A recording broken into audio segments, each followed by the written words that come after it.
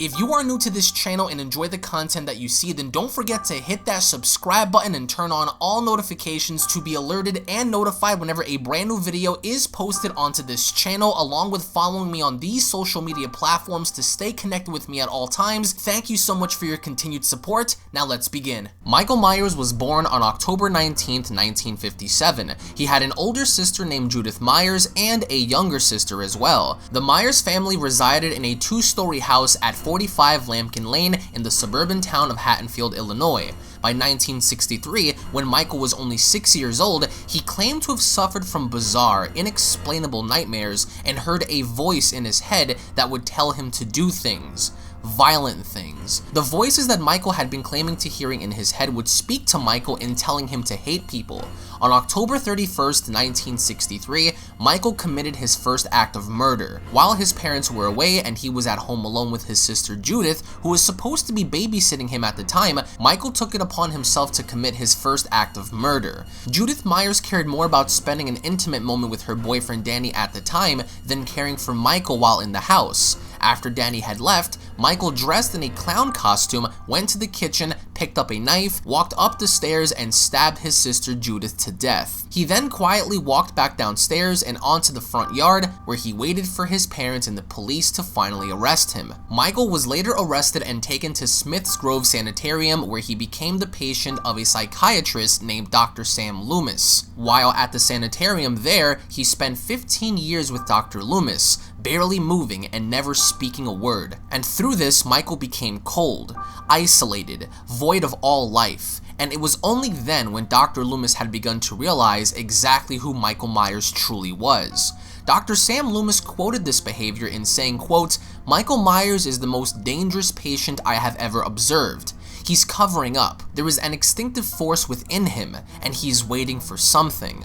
On October 30th, 1978, 21-year-old Michael Myers had destroyed his room at Smith's Grove Sanitarium and carved the words "sister" on his door before managing to break out. And while making his escape, he had also released other patients from their rooms, while at the same time, Dr. Loomis and Nurse Marion Chambers were arriving at the facility to transfer Myers for his court hearing. Noticing that the patients were roaming around outside of the hospital, Loomis got out of the car to investigate as Michael attacked Marion and sped away in their station wagon, planning the entire ordeal this entire time, waiting for the perfect opportunity to strike and break free. As he drove across Illinois, Michael stopped to murder a truck driver to steal his boiler suit. After having to travel to Haddonfield, Michael had finally returned to his childhood home. And the context of Michael learning how to drive is not subject for disclosure, and it was only written as a subplot to further Michael towards his true destination. The following day, on Halloween, it would forever be remembered as the bloodiest event in Haddonfield, Illinois history. Laurie Strode, a teenager at the time, dropped off a key at the Myers house for her father and was immediately recognized by her brother Michael. Michael, during that time, proceeded to stalk her and her friends Annie and Linda throughout the afternoon, closely watching and observing every move that Laurie had made, but never uttering a single word nor taking any action about it. He also stole Judith's gravestone from the local cemetery and broke into a local hardware store to acquire knives, rope, and a Halloween mask. Meanwhile, Dr. Loomis had followed Michael to Haddonfield and warned the town sheriff Brackett of the danger Michael Myers posed. And if there was anyone who understood the depth of Michael's hatred, it was Dr. Loomis. Later that night, as Laurie and Annie were babysitting across the street from each other, Michael watched them from the shadows, waiting to take action. He murdered Annie first, strangling her in her car as she left to go meet her boyfriend before slitting her throat inside.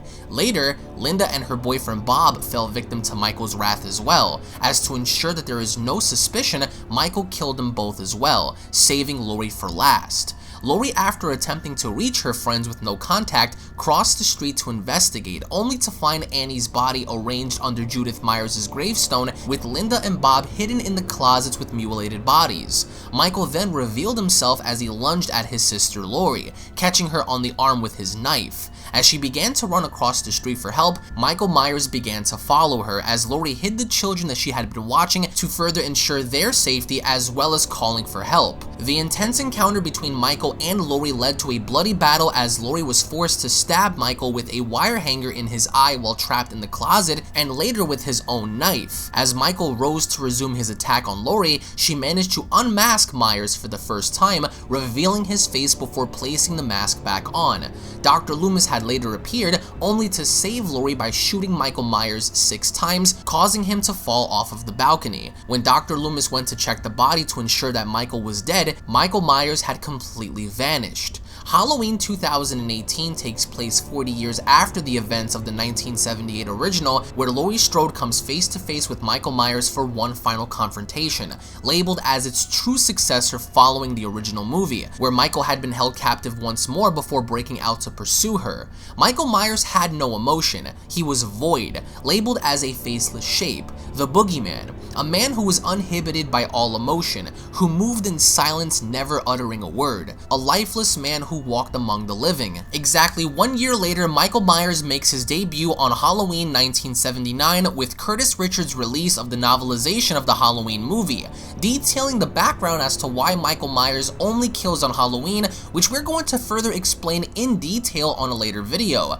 John Carpenter had described the character of Michael Myers as, quote, almost a supernatural force, a force of nature, an evil force that's loose, a force that's unkillable. Nicholas Rogers elaborates by stating, Michaels is depicted as a myth, an elusive boogeyman, one of superhuman strength who cannot be killed by bullets, stab wounds, or fire. There was a reason why Michael had vanished at the end of Halloween 1978. The ending scene of Michael being shot 6 times and then disappearing from the ground outside of the house was meant to terrify the imagination of the audience. John Carpenter tried to keep the audience guessing as to who Michael Myers really is, how he is gone and everywhere at the same time. He is more than a human.